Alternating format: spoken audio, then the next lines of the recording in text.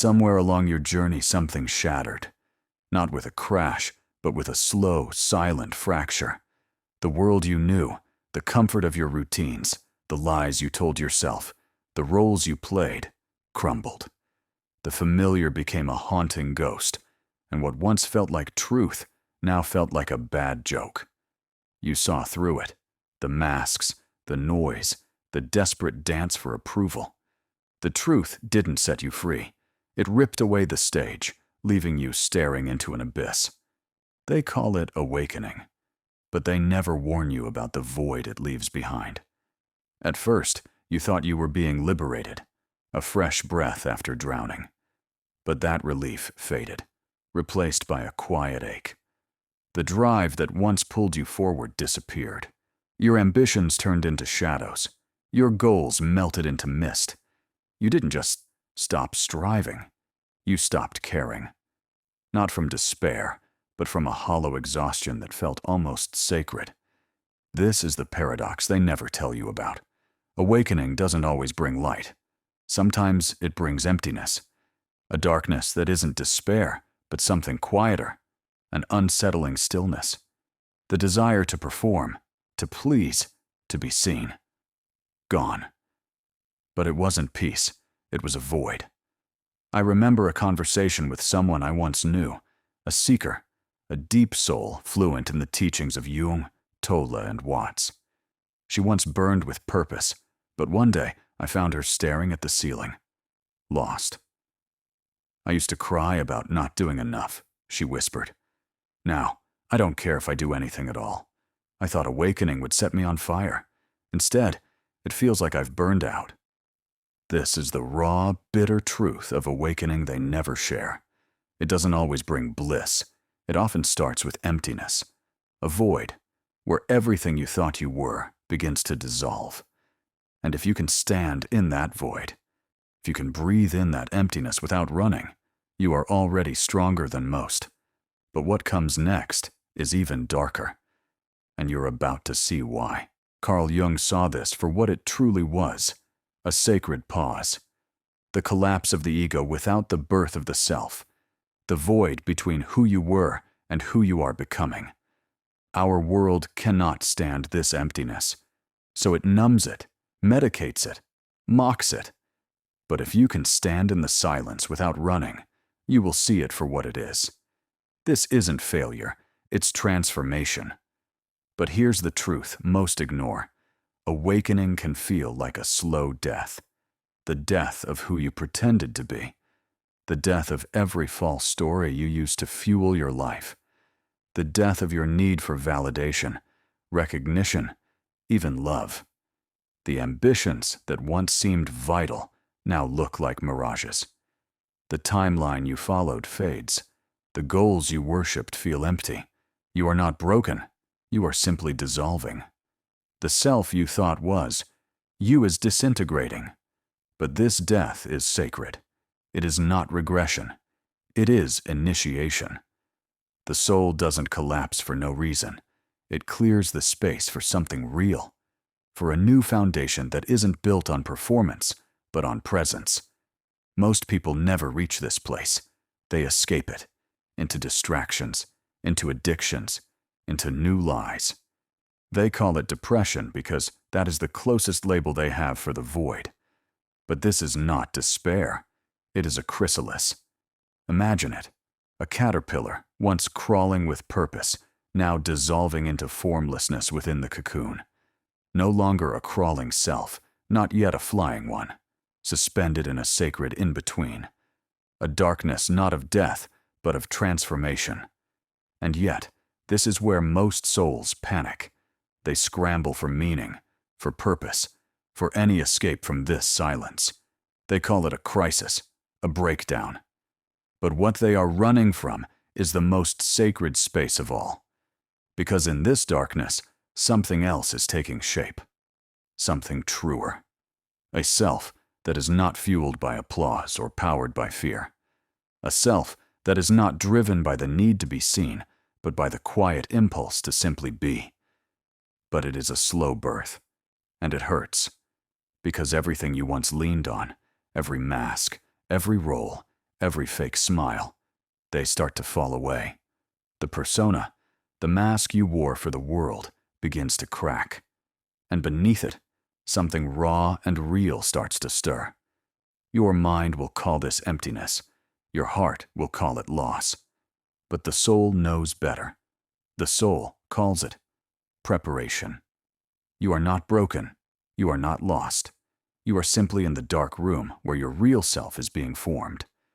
But can you stand it? Can you stand the silence without reaching for distractions? Can you sit with your own thoughts without numbing them? Can you let the emptiness teach you instead of terrify you? Because if you can, then you are ready for the next truth. And it is both brutal and beautiful. You are not dying.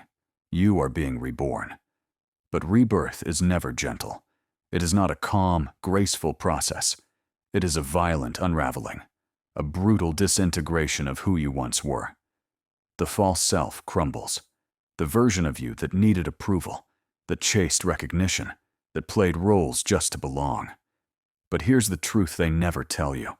Before the light comes the darkness. Before clarity comes confusion. Before strength, there is weakness. Real transformation doesn't arrive like a sunrise. It erupts like a storm. In this darkness, you are stripped of the old fuel, ambition driven by fear, achievements craved for validation, love sought out of loneliness. These things no longer work. You don't want them. You don't need them. They feel empty, but you don't know what to replace them with yet. And this is where the fear seeps in. You feel disconnected, not just from others, but from yourself. The voice in your head becomes quiet. The drive that once burned like a fire is gone. Your life, which used to be a chase, now feels like a void. This is the darkness, the void, the space between the death of the ego and the birth of the self. And it is terrifying, because for the first time, you are truly alone, with nothing but yourself. Most people can't handle this.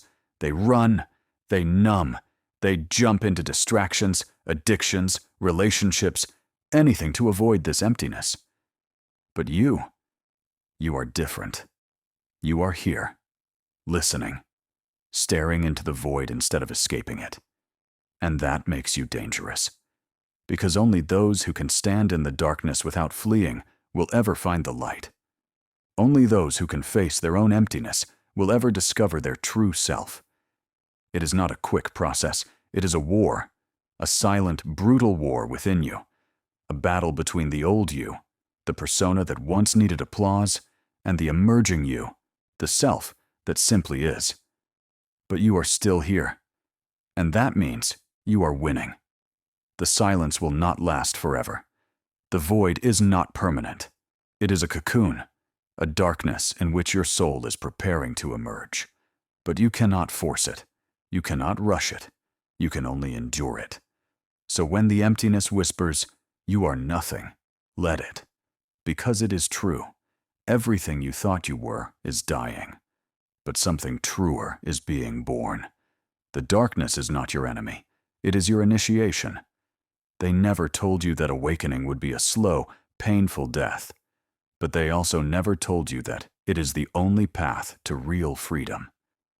So you stand in the darkness, feeling lost, feeling empty. But you are not lost. You are not empty. You are just waiting. Waiting for the light that you cannot yet see, but will one day feel. Because in this darkness, the real you is taking shape. Quietly. Silently. And one day, you will step out. Not as who you were, but as who you were always meant to be. Because in this darkness, you are not fading. You are finally beginning. But don't think this new path will be easy. The world will still try to pull you back. Into the noise, into the lies, into the endless chase for approval. But once you have tasted the silence, you will never be the same. You will not crave validation. You will not chase love. You will not lose yourself in the desperate scramble for attention. Instead, you will live, not to perform, but to experience. This is the truth of awakening. It is not a burst of light. It is the slow, silent birth of who you truly are. A self that is not powered by applause, but by presence. A soul that no longer needs to be seen, but simply is. But here's the harsh truth. The world will not understand you. It fears the silent ones. It fears those who do not play the game, who do not chase the same illusions.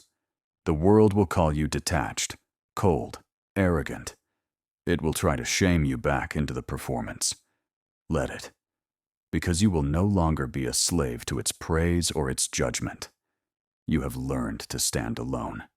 You have seen through the glittering facade. And now, you are dangerous. Because they cannot manipulate you. They cannot control you. They cannot make you dance for their approval. This is the gift of the void, the sacred pause. It did not kill you. It did not destroy you. It revealed you, the real you, the one who doesn't need to shout, the one who doesn't need to please, the one who can walk away without a word. But there is another truth, a quieter one. In this silence, something else begins to rise. Not a new mask, not a new role, but a quiet, unwavering purpose. You begin to move, not because you are forced, but because you are called.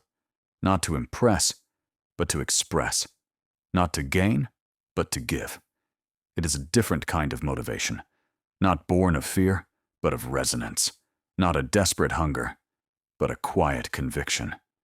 You will no longer pursue happiness like a starving animal. You will not cling to people like a drowning man. You will not seek meaning in empty achievements. Instead, you will feel a quiet pull, a whisper of what is true. And you will follow it, not because you must, but because you cannot betray your own soul. This is the final stage of awakening, not a grand revelation, but a subtle shift. You stop seeking, and you start being. The world will tell you you've changed. It will say you are distant, difficult, even dangerous. But that is only because they no longer understand you. They cannot see the fire that now burns within, the quiet flame of a soul that is finally real. You are not here to perform. You are here to live, not to please, but to experience. Not to achieve, but to express. Not to be loved, but to love without conditions. And in this silence, in this stillness, in this new beginning, you will find something even deeper than happiness. You will find peace. Not the shallow peace of pretending, but the raw, unshakable peace of truth. The kind that cannot be taken away, because it is not built on illusions. So let the world misunderstand you. Let it judge you. Let it call you strange, distant, even mad. You are not here to be understood.